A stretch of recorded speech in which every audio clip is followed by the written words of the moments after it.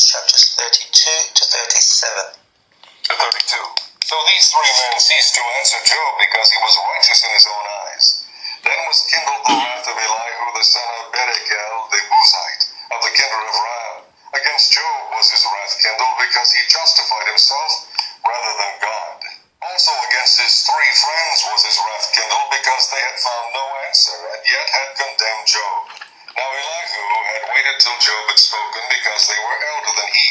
When Elihu saw that there was no answer in the mouth of these three men, then his wrath was kindled.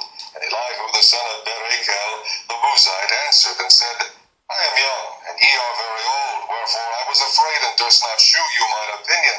I said, days should speak, and multitude of years should teach wisdom. But there is a spirit in man, and the inspiration of the Almighty giveth them understanding. So that is the introduction of the next speaker. I shall jump to chapters 33. Reading a sample of the verses, Elihu rebukes Job. Verse 1. Wherefore, Job, I pray thee, hear my speeches, and hearken to all my words. Behold, now I have opened my mouth, my tongue has spoken in my mouth. Verse 6. Behold, I am according to thy wish in God's stead. I also am formed out of the clay. Behold, my terror shall not make thee afraid, neither shall my hand be heavy upon thee. Surely thou hast spoken in my hearing, and I have heard the voice of thy words, saying, I am clean without transgression, I am innocent, neither is there iniquity in me. Jumping to verse 31 at the end. Mark me, O Job, hearken unto me. Hold thy peace, and I will speak. If thou hast anything to say, answer me. Speak, for I desire to justify thee. If not, hearken unto me. Hold thy peace, and I shall teach thee wisdom. Jumping on to chapter 34, Elihu asserts God's justice. The first 7 verses. Chapter 34. Furthermore, Elihu answered and said, Hear my words, O ye wise men, and give ear unto me, ye that have knowledge. For the ear trieth words as the mouth tasteth meat. Let us choose to us judgment. Let us know among ourselves what is good. For Job has said, I am righteous, and God hath taken away my judgment. Should I lie against my right? My wound is incurable without transgression. What man is like Job, who drinketh up scorning like water? The introduction of chapter 35. Elihu condemns Job. The first 4 verses. Chapter 35.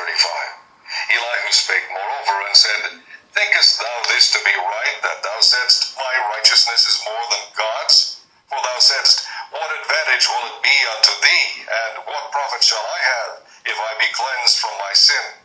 I will answer thee, and thy Chapter 36. Chapter 36. Elihu also proceeded and said, Suffer me a little, and I will shew thee that I have yet to speak on God's behalf. I will fetch my knowledge from afar, and will ascribe righteousness to my Maker. For truly my word shall not be false. He that is perfect in knowledge is with thee. Behold, God is mighty, and despiseth not any. He is mighty in strength and wisdom. He preserveth not the life of the wicked, but giveth right to the poor.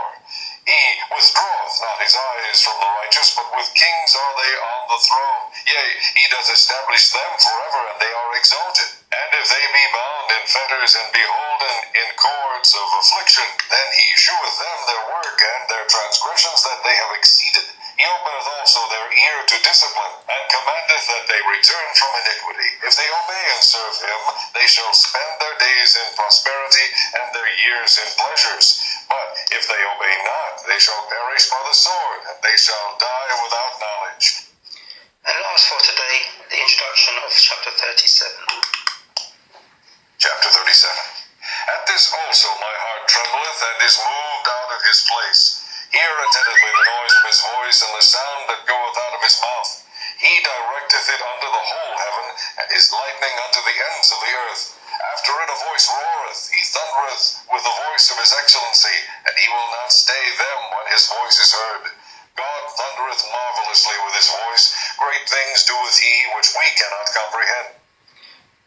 Indeed, great things does God do that we cannot comprehend. No comment today. Read or listen to the whole chapters for your understanding.